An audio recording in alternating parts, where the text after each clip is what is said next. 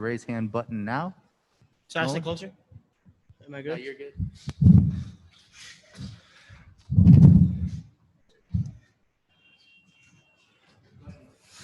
Jarnell, congrats on the win, man.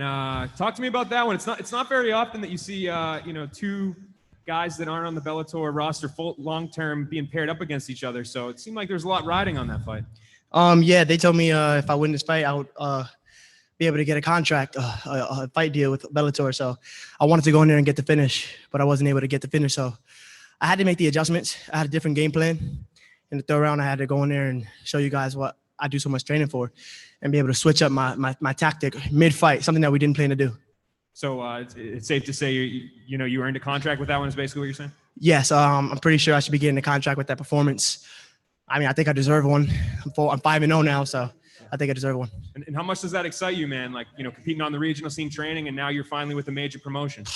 Man, just think about training your entire life just so that you could do this for a living. It's definitely it's dope for me, and I'm really glad I was able to go in there and completely just switch up the game plan. Sometimes people tell me you shouldn't go in there with a plan, and I know I keep going off topic, but it's on my mind right now. But people tell me you shouldn't go in there with a game plan, and I shouldn't. I usually tend to always go with a game plan, but it's actually really good to be able to veer off the game plan and do something different, which is what I did in the third round. It's completely not part of the plan, but I was able to go in there and make that adjustment. What do you think that says about the evolution of you as a fighter, that maybe a couple fights ago you wouldn't have been able to do something like that? Exactly. Yes, exactly. Who knows, even a couple fights, maybe not even my last fight. I don't know. I try to get better every single fight, but I'm just so happy I was able to switch it up. I mean, if you watch the third round compared to the first and second, completely different people, So I'm so happy I'm able to do that. And that's what's going to make me thrive in the sport, being able to do things like that. And I know you fought here before and you fought here again tonight, but now that you're here, what should fans expect to see out of you now that you're a full-time Bellator fighter? Everything. I didn't get to showcase my grappling tonight, but I definitely can grapple. You should expect to see me be able to stand, grapple, and to be honest, I exceeded my own expectations in the stand-up. Sometimes I think, oh, this guy's a stand-up guy. I'm usually the stand-up guy, but I think I can't stand with anybody. And I was able to prove that, you know what? I'm going to switch my game plan and do something I wasn't even planning on doing and do it better than him. And that was his plan the whole time, So I think that's going to show people I can really do it all. Chris. Thanks, man. Congrats on the win, A1. There's a Shark Tank in this division right now, like we talked about. But does a fight with Keith Lee sound realistic for your next fight? He's booked to fight next week. So I guess depending on what happens with that fight, I'm willing to fight them all.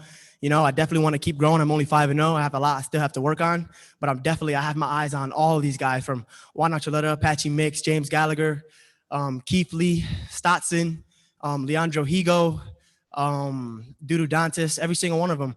I watch all of them. I watch tape on them, and I even have my eyes on all the regional guys from CAS, CFFC, LFA. I'm watching everyone, man, and I'm continuing to develop my strategies so that way I can beat all of them.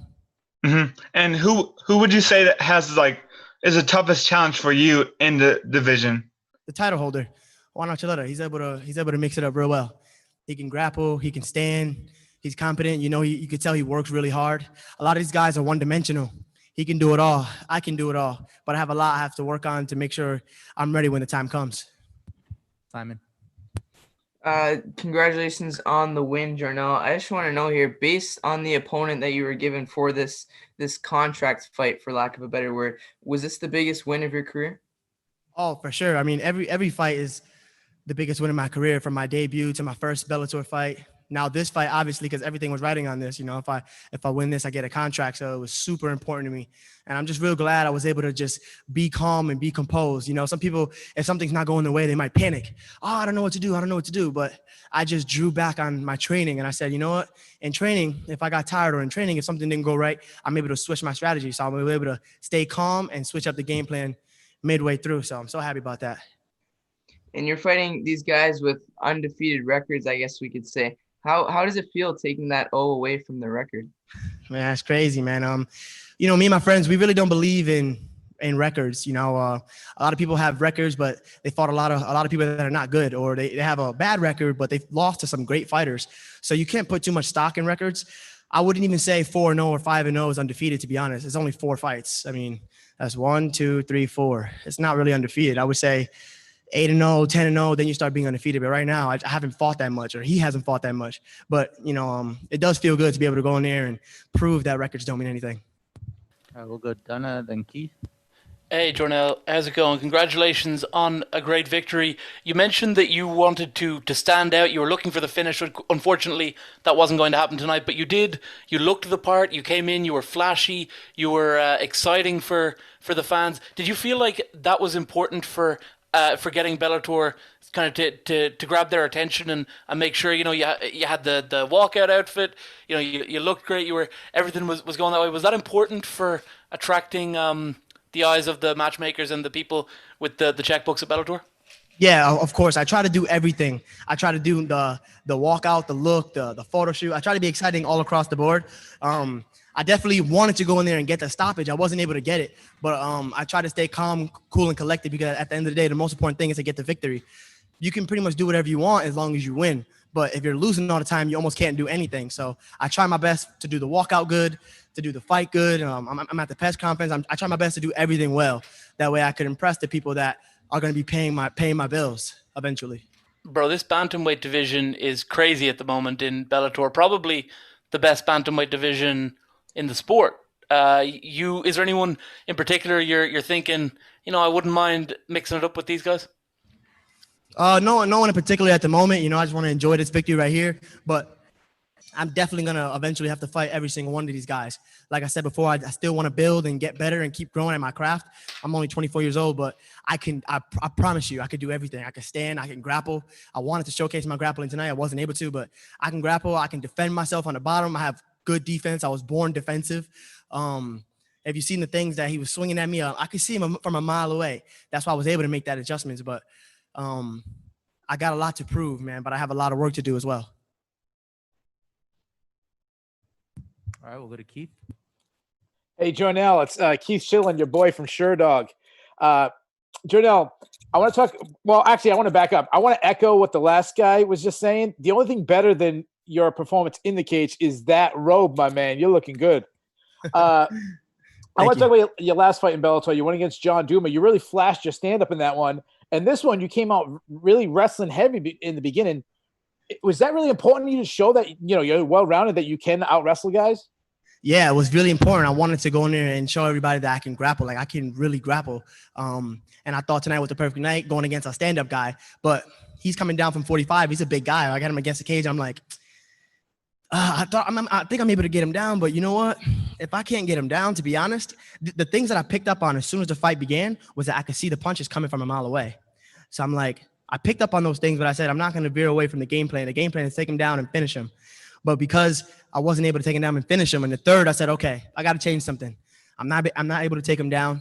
So you know what? The things that I thought about in the first and the second, the fact that I could see him coming from a mile away, the leg kicks are open, everything is clear and open. I said, I'm just going to go down that path because this path is clearly not available. So that was really important to me tonight, to show that I can do it all. Sadly, I wasn't able to take him to the ground, but if you saw last time, I was able to prove to everybody that John Duma wasn't on my level, and tonight I did the same thing. I tried to prove that he couldn't grapple with me, but in the third I proved he couldn't stand with me either, and he's a stand-up guy, pure stand-up. Last thing I want to ask you about, my man, is in the third round, you came out, you completely switched it up, as you said. You were very elusive. You were switching stances. You were like kind of freezing them with just stance switches. You were cutting angles. You even started doing like a modified Philly shell going on. So, I mean, you looked extremely technical in the stand-up. Just give me a grade if just on your stand-up in the third. What would you give it? Like an A, a B? What would you give it? I would say, to be honest, I think I did a good job based on what I was, based on the situation. Because I was going in there and I wasn't planning on using it, obviously, it wasn't as polished as it could be. It was probably a B- because I can do that a lot better if it was the game plan. But because it wasn't the game plan, I had to pretty much pull the trick out of the hat, pull the rabbit out of the hat and say, you know what, I'm going to go down this path. But obviously, let's say if I'm doing 1,000 arm bars a day, my arm bar is going to be very sharp. I do work my stand-up a lot, but because it wasn't the exact game plan and I wasn't really focusing on it, that was just something that I always have in my bag that if I want to, I can pull out. So I'm happy with it, but I can do that a lot better. Congratulations, man. Thank you. Giancarlo. Hi, Jornell. Congrats on the win. You mentioned there about getting the contract here tonight with the win. just who are some of the people that have helped you along this journey of getting the big promotion contract? Everybody, man. My family, my coach Dave Zitnick, my other coach Rodney Brewer, Combat Club, all my training partners, my friend Jersey, my friend Damien, my friend Jorge, Travis, the whole gym, man. I have a whole slew of people, and most of them are amateurs or something.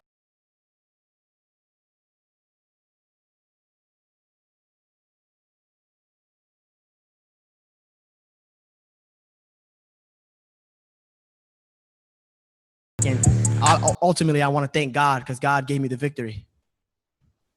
Thanks, man. Congrats on the win and best of luck. Thank you. Thank you, Jornell. Thank you, guys.